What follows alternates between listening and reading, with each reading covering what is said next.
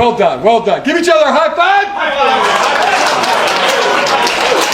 I got one question for you. Who could possibly have it better than us? Nobody. It's just frustrating, just going out there and performing the way we've been performing and not putting up points and not, getting stops. That's all a team effort, and we're just not doing enough.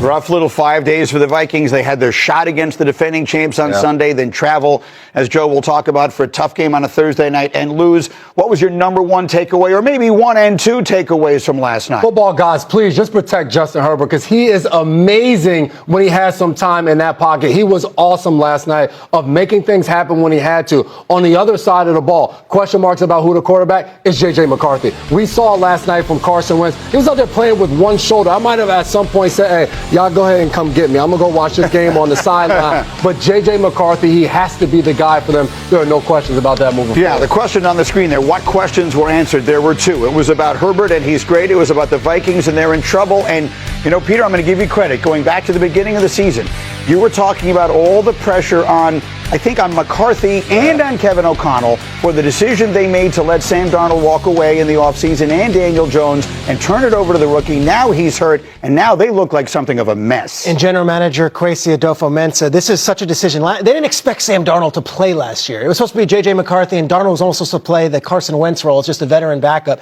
He goes 14-3. They don't franchise tag him. They don't sign him to an extension. They let him walk. And then, oh, by the way, at the trade deadline, they got Daniel Jones last year, too. Oh, and I'll throw another one in. Aaron Rodgers might have been very interested in this role, too, for a one-year deal as J.J. McCarthy was there. They said, screw it, we're going with Sam Howell. Well, then they trade Sam Howell, and they bring in Carson Wentz. Look, if you watched Wentz under duress last night, you know why they didn't play McCarthy. That offensive line was atrocious. They couldn't block anything. It's almost like they've been putting him in bubble wrap and just waiting to get him fully healthy. That said, you don't want the season to slip away. So much pressure on J.J. McCarthy right now. He hasn't even taken snaps, and already he's expected to match Drake May, but also be better than Darnold and Daniel Jones, which is almost an impossible mountain to climb. Vikings feel like they're in some trouble here. The division is really good. The Packers have the big game Sunday night, but they're obviously good. The Lions are great. The Bears seem to be on the come-up. Vikings in some trouble here? Yeah, they are. Last night was a must-win, in my opinion, for the Vikings. Before last night, every team in that division was either 500 or better. The team that was 500 was the Minnesota Vikings. Yep. You look at the Bears, you look at the Lions, you look at the Packers, and where everyone else is in that division, you say to yourself, man, we thought the Vikings were going to be a better football team. But I will say this, when it comes to the quarterback position, I agree with you, J-Mac. This is J.J. McCarthy's team, and I don't think we have enough of a sample size to decipher if it was a bad move by the ownership and also the general manager and Kevin O'Connell. J.J. McCarthy's only played 2 games, y'all. Right. He's only played 2 games. He's 2 years, though. That's the problem. But let me say this, though.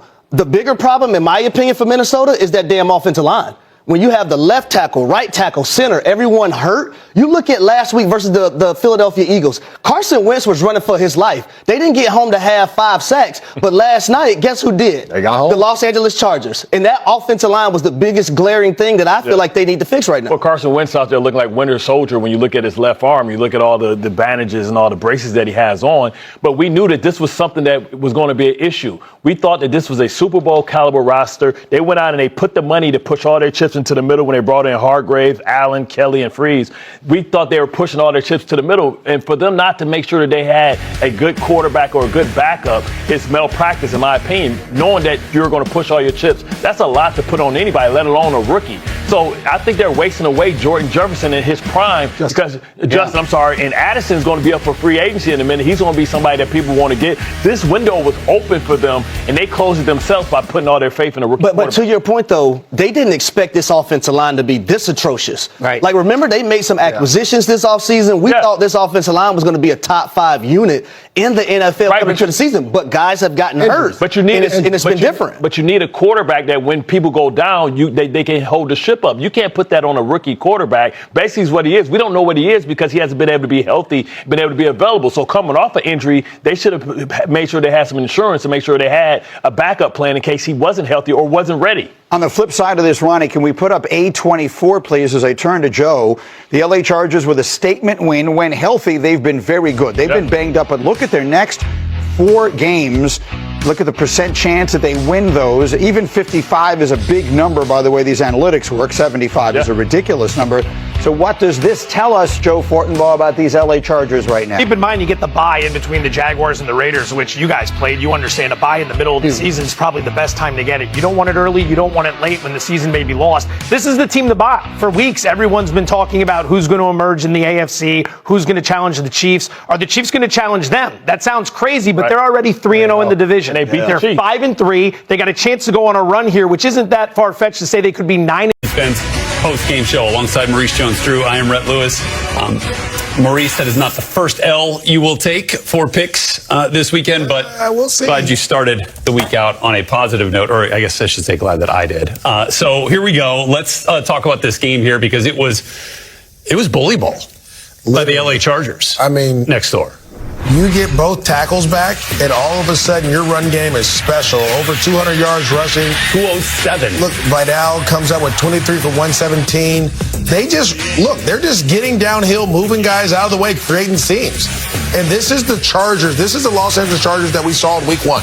They want to run the football, play action pass, take shots. We talked about Justin Herbert being special. He didn't have to be special, only in moments today. It wasn't the whole game. They ran this play 17 times, it felt like. And it just got worse and worse for the Minnesota Vikings. I mean, he just started breaking off run after run after run. When you get running backs running on safeties, that is not a good thing. He's not getting touched but 4 or 5 yards down the field. They were just uprooting this defensive line and these linebackers and creating seams for Vidal. What a game plan and what execution there for the Chargers to really get back on track in the fashion that they want to and being the bullies in the NFL. 255-yard disparity in the Chargers' favor in terms of total yards, 419 to 151. Second best rushing output under Jim Harbaugh for the LA Chargers. Second 200-yard rushing game at 207. Vikings managed just 34 yards. And that was a big problem. That is the game. Yeah. Right? We talked about getting healthy on the offensive line. Joe Alt comes back. Pickens comes back. Becton was out there. He got hurt, banged up. But they were able to move the defensive line. On the other side, the Chargers' defensive line dominated the line of scrimmage. There was nowhere for the Vikings to run. Even when they decided to run the football, there was nowhere to go. Christian Darrisaw started the game at left tackle. He came out. But the kicker was this. There's no way on God's green earth that Carson Wentz should be dropping back 32 times. Yeah. I don't care who it is. Your left tackle is out. You have to protect him. They didn't protect him in this game, and you saw it over and over and over again. He was getting beat up left and right. He was getting hit, sacked. I mean, he had no time to throw the football. That's on the coaching staff in that situation. To me, there are screenplays you could have ran. There's different things you could have done to help him out, and they just didn't help him. Yeah, and then on the flip side, like I think you saw the difference in, a healthy mobile quarterback in Justin Herbert compared to, one on Carson Wentz. It felt like was held together by the shoulder brace. We talked about it, right? Running the quarterbacks. I don't care how good of a defense you are, and I still believe the Minnesota Vikings have a really good defense. But a running quarterback on third down puts you in a different predicament than you want to be in. And so what happens is Herbert scrambles for a first down on 3rd and 6. Yep. Then they get into third and 4, scrambles for a first down, and literally just kept eating the clock away. And those plays add up. And then we talk about the running game and the ability of Vidal and this offensive line and these tight ends just mushing guys off the field. Again, it just wears down your defense, and then you're getting 3 and outs on offense. It just wasn't a good game plan for the Minnesota Vikings. Herbert had his best rushing night of the season, 62 yards. I mean, every time he touched it, he was getting about 9 yards on average. And then, when we flip it for Carson Wentz, it felt like beginning of the end. At least this year with the Minnesota Vikings. You remember Mike Garafolo told us before the game on game day kickoff that they felt like J.J. McCarthy was going to be 100% next week, right? Which is why he's been the emergency quarterback the last couple of weeks. It feels like this good spot now. Yeah, I commend Carson Wentz playing hurt, trying to find a way to get going. I think he understood that too. But this first pass to Aaron Jones kind of let you know. Yeah, it kind of was like, all right, this is going to be a tough game for him if you can't hit the check down. And so, to me, it's, look, we appreciate what you were able to do. You had some decent throws, but the consistency that we talked about wasn't there. The consistency to Justin Jefferson or Jordan Addison wasn't there. And so you have to hope, if you're the Minnesota Vikings, that J.J. McCarthy's the guy. Because you had Daniel Jones in your locker room last year. You had Sam Darnold in your locker room last year. You let both those guys go. And look at their teams. They're 6-1 for Daniel Jones and 5-2 for Sam Darnold. And so you have to figure out, did we make the right decision letting both of those guys walk out of our building? And I'm going to tell you right now, the answer is that wasn't the right decision. Yeah. And so you now have to figure out how to get back on track. But again, it's tough to watch this on Thursday night. Again, Carson Wentz doing everything he can. But it just, again, it just was a lot for him. And yeah, I mean, he was pressured 30 times in this game. He was hit 5 times, sacked 5 times, hurried. I mean, like, you just felt it, and hang on to the ball. He felt it too, because that shoulder was on fire for sure. Sure. Okay, so now when we look at this for the Vikings' future this season, right? Like the immediate future. The playoffs are. I mean, I don't know. I don't know if you want to do the whole Cancun thing or Cabo thing, but. We'll see them and wherever they're going. But does J.J. McCarthy change the fortunes of this team? Why no, he's just not consistent enough. Yeah. That's just, at the end of the day, he's a young quarterback that's still learning. You beat the Bears in Chicago early on. The Bears are a completely different team. You're going to play a Detroit team that's rolling. You talked to Jared Goff, right? Yeah. How does he feel about Detroit? Really good. Exactly. Yeah. Lamar Jackson is back practicing with the Ravens. They're going to look completely different. And then you have Green Bay and Micah Parsons. And we just talked about Sam Darnold in Seattle. Is it personal? I don't know.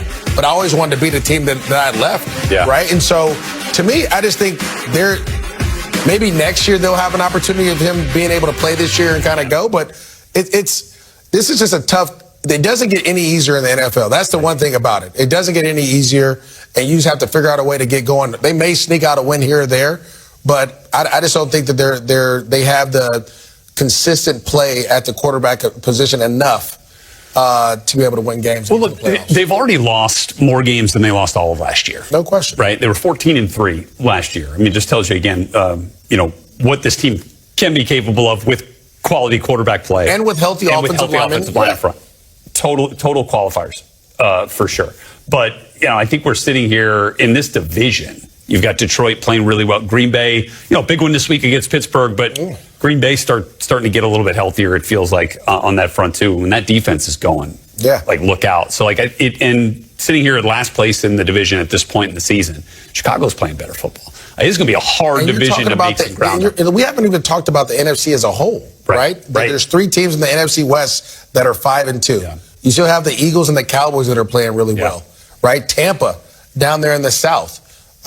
Even the Panthers, for example. I mean, I know but they're finding ways to win games. And so there's a lot going on in the NFC, a little bit more than I'd say the AFC. And this loss, of the Minnesota Vikings did not help. Team high, 6 pressures for Khalil Mack on this night. Great to have him out there rushing the passer for that Chargers defense. And our Steve Weitz was able to catch up with Khalil.